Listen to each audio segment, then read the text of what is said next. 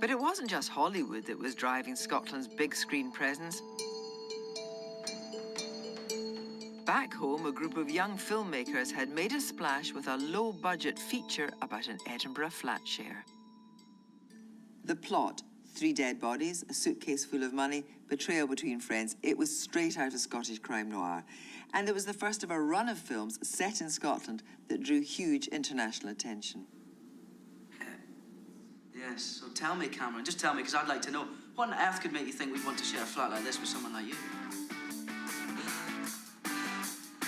The film was called Shallow Grave.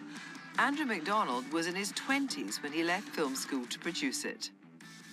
I can remember you and your brother at the Edinburgh Festival touting for business, touting for money to make films. What was that like back then? At that time in the early 90s, obviously we were all sort of sons and daughters of Thatcherism. I certainly felt I wanted to be entrepreneurial. You felt you could do it then. We'd started making these little sort of like video diaries. Remember, video diaries on the BBC were a big thing. What we made it about was trying to raise money for Shallow Grave. Do you have anything you want to make a story? Yeah. Do you have something that's driving you crazy? Yeah. Well, write the script. That's number one. We got the script. We sort of knew what we thought was wrong with British and Scottish film. And one of the things was they weren't telling stories about young people. That's about these 3 flatmates who live in a sort of really fancy Newtown apartment.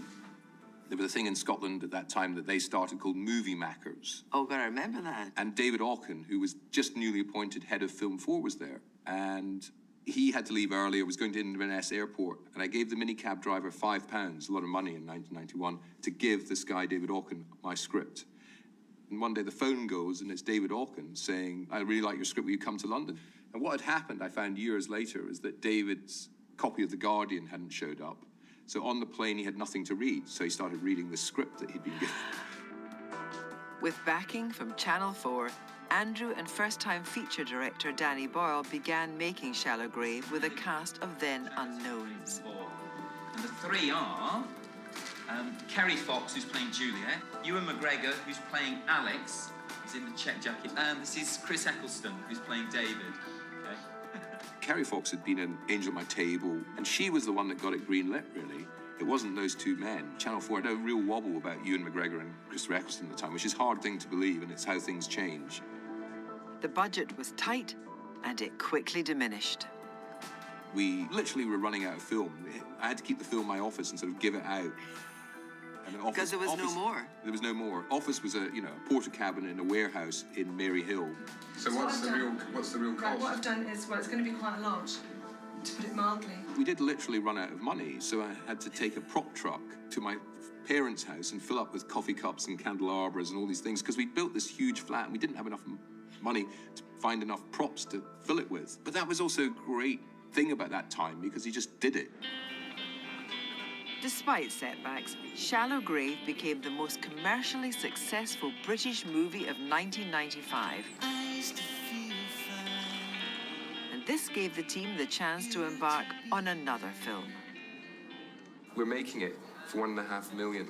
A little independent film that's saying some dangerous things, we hope, and dealing with things like drugs and sex and things that you have never seen before, believe me, viewers. Choose life, choose a job, choose a career, choose a family, choose washing machines, cars, compact disc players and electrical tin openers. Had you read the book? How did you connect with Irvine Welsh? A friend of mine gave me the book when we were finishing Shallow Grave, and it was the same thing for me. It was about young people. I loved the fact it was written in the vernacular, and it was funny. Doesn't it make you proud to be Scottish?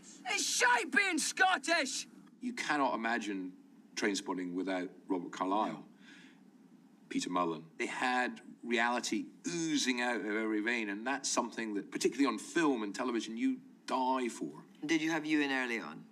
Yes, we made that decision, which was very controversial, because lots of people saw it as had to be really grungy, and they thought Ewan was too handsome, too attractive, too pretty. And action.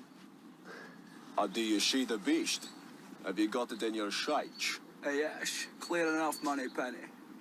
This should present no significant problems.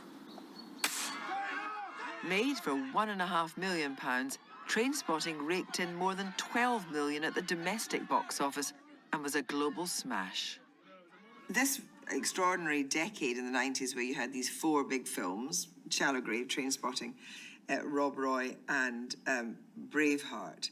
Actually, it seemed to me like the world was thirsting to know about Scotland at that time. It was cool to be Scottish after Trainspotting and Braveheart because the Scottish culture thing, the myths are so strong.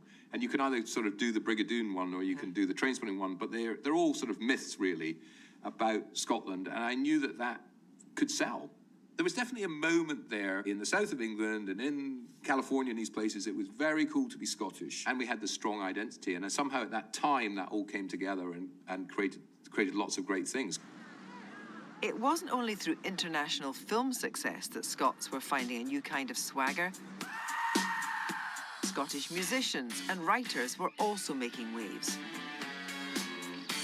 While in London, Cool Britannia raged and Britpop bands